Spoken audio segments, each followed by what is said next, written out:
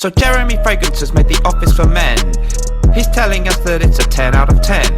The ladies on his show are showing cleavage but no nipple, and now his fragrance price is going to triple. His knowledge of the fragrance game is extensive, but goddammit, his fragrance sure is expensive. He got some bad feedback and then became defensive. Some people felt his arrogance was offensive.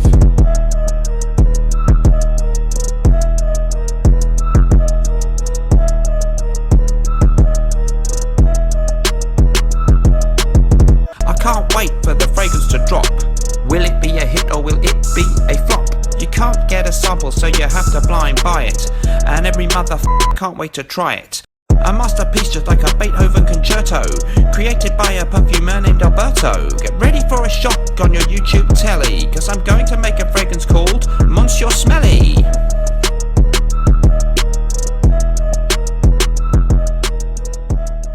Hello everyone, welcome back to all of you in the Smelly Army. So today, a new idea. Keep just 5 fragrances for life and toss out all the rest. We'll get stuck into that in a moment.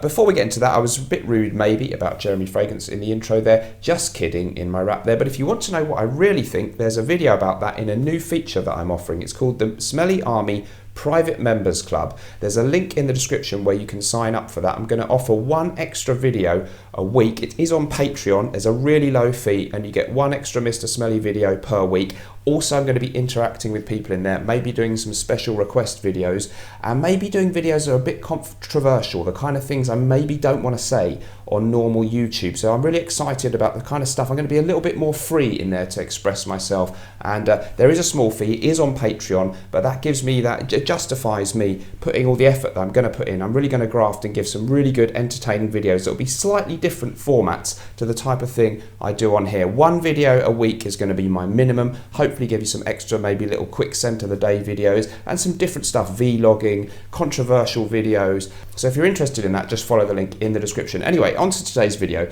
So Timmy from Imagine Scents last year started a tag series called Keep Just 10 Designer Fragrances for Life, Toss Out All the Rest. It was really popular.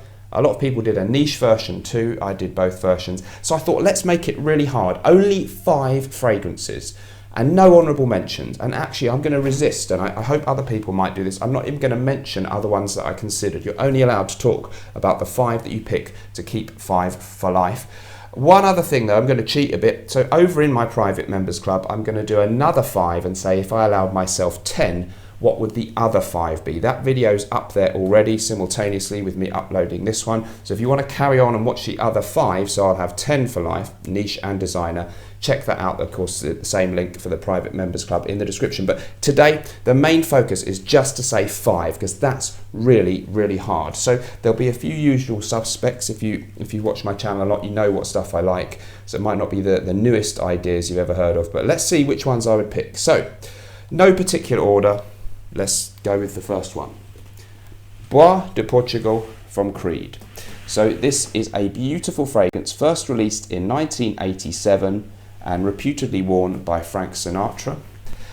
It's a really classic gentlemanly style fragrance. It opens up with the greenness of bergamot, as do so many fragrances, but it's one of the nicer green bergamot openings out there.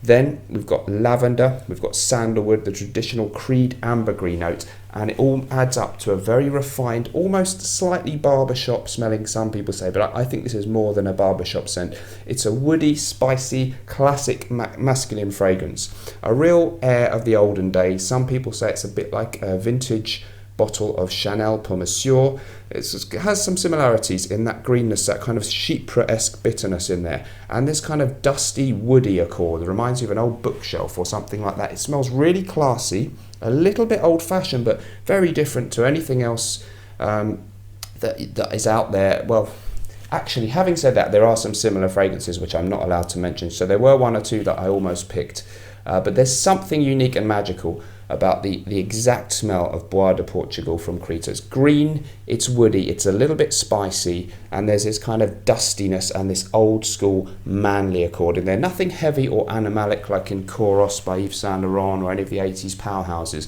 It looks perhaps back more to a kind of 50s style or 60s style fragrances. It's got some of the elegance of some of the releases of the 50s and 60s, but it's got real nice longevity and performance as well. Eau de Parfum from Creed. So Bois de Portugal, one of my favourites and a real gentlemanly classic. Wear any kind of occasion, more for slightly dressed up sort of attire, and not one you're going to wear in your jeans and t-shirt so much, and maybe kind of leaning towards the colder weather, which is not the case with all the Creeds because a lot of them are really fresh, but this one more of a cold weather fragrance, but could be a signature scent, certainly for evening wear for any gentleman.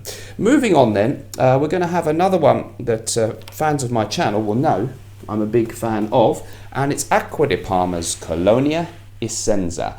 So Colonia Essenza from Acqua di Parma is a wonderful citrus aromatic fragrance. If you like Neroli Portofino from Tom Ford, then this is kind of like Neroli Portofino on steroids, you could say. It's got that Neroli kind of smell.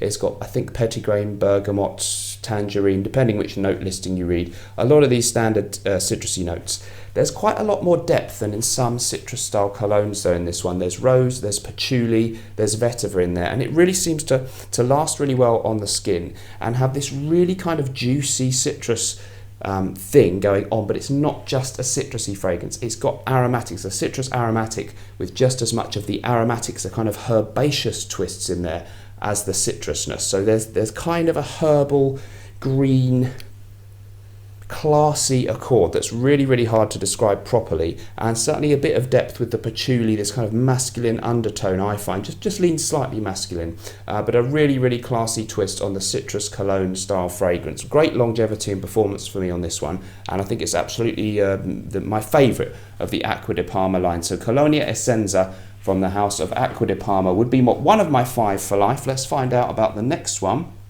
and something a bit different now. And this is going to be Serge's Naxos. The bottle design is a bit different these days, but this is the old design.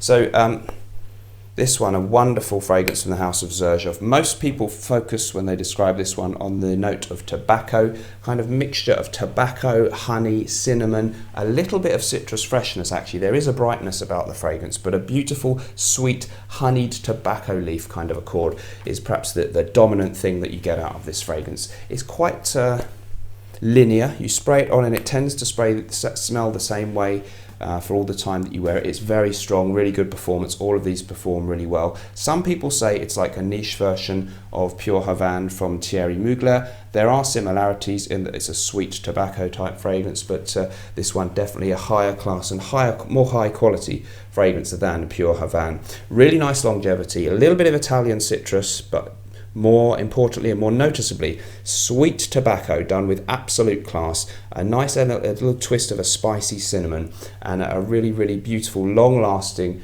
unisex fragrances. Again, great for nights out in colder weather, but you can wear it absolutely any time. I've worn it on summer holidays in hot weather, and it's great. So Naxos would be one of mine to keep for life. We've only got 2 left. This is so hard. I left out so many that are 10 out of 10s, so I've been brutal, and I hope other reviewers will face the same challenge, and I'll be really interested to see what they come up with. 2 left then. So 1 designer only in my list, and it's a vintage one. It's Yves Saint Laurent's Reve Gauche. I will say that the modern formula is absolutely fine and really hard to tell apart. So if you want to get the modern one, absolutely fine. I happen to have the old, beautiful tin can design, which was rather fun. So this is, of course, the quintessential designer barbershop style scent. We've got rosemary in there, bergamot, I'm pretty sure is a note. There's a lot of lavender, and there's also quite a lot of patchouli and tonka, and most people say it smells like a really good shaving cream, and that's not a bad description. It's also rather similar perhaps to an updated version of a Zaro Pour Homme from 1978, smoothed out with the rough edges trimmed off for the 21st century. It was released in 2003 when Yves Saint Laurent's fragrance output was, I believe, under the artistic directorship of Tom Ford. And it was a really, really interesting release at that time to sort of have this retro smell, cleaned up a bit for the 21st century. So a beautiful shaving foam-esque smell, a little twist of star anise giving it this undertone of licorice. So another kind of fresh, clean scent like the Essenza, which you could wear for work, daytime wear. These two, Essenza and this would be great, but different. It's barbershop-ish, and it's got an emphasis maybe on the lavender and the tonka more so than the citrus elements. And just to kind of give you a really simplistic description, you'll smell like a great shaving foam all day. Kind of a bit of a dad smell, but reassuring. So that would have to be one of mine. Now only one left. This is so hard. And with this, I didn't want to say I'll only have one from each house or set myself any rules, because I can only have theoretically these 5. So I've just got to pick the ones I really like, even if they're a bit too heavily leaning towards one style or the other or whatever. So for that reason, I had to go with another creed, and it is Spice and Wood. This was a gift from the lovely Claire from the Smurfy Girly channel when I moved in here with her a few months back, and I was really surprised to get this one. And it's really grown on me from thinking it was good but not worth the money at one point. It's of course more expensive than the regular Creed type fragrances. It's from their exclusives collection. So as the name suggests, it is spicy and woody. There's apple and cinnamon in here. There's a sort of sweetness about the fragrance, a spicy sweetness. You do get the cinnamon note quite easy. It's easy to pick it out. This kind of apple juiciness is in there as well. It has that in common with another Creed fragrance, which we won't mention here. And also in the base, I think there's a really nice woody element. And I think I get some vetiver. I'm not sure that's listed as a note, but this very warming kind of rich woodiness in the base. It's really, really beautiful stuff, and a great kind of all-round scent. If you were easy on the trigger, you can probably wear this in daytime wear to work. Go for a few more sprays for a night out. Really, really classy and very popular. Claire absolutely loves it and says it's one of the sexiest men's fragrances out there. So Spice and Wood, I think, is a masterpiece from the House of Creed. Rather expensive, but I couldn't really live without that one at the moment. This is just a snapshot of how I feel at the moment. In a month's time, there'll be others that might come in, 1 or 2 might swap. Let me know in the comments below, what would your 5 for life be if you could only have 5 fragrances? And of course, now if you would like to, I'm going to cheat and do another 5 different fragrances. If I could have 10, that's over in the Mr. Smelly Army private members club, and you can follow the link in the description if you'd like to join up. Now it's time to tag some people. So I'm going to tag Timmy from Imagine Scents, because he started the previous tag that was similar to this. I'm going to tag Stephen from Red Essence, one of the greatest reviewers in our community. Over to the UK, I'm going to do Greggy Boy 76, a great UK based reviewer who I really look up to. And I'm going to tag Zoopy Goggins, another newer UK reviewer who I think really deserves more exposure. So you guys are all tagged. I hope you can do it. Other people watching, let me know your 5 picks. Whatever you're doing in life, let's project. I'll see you in the next video. Bye bye. It made it.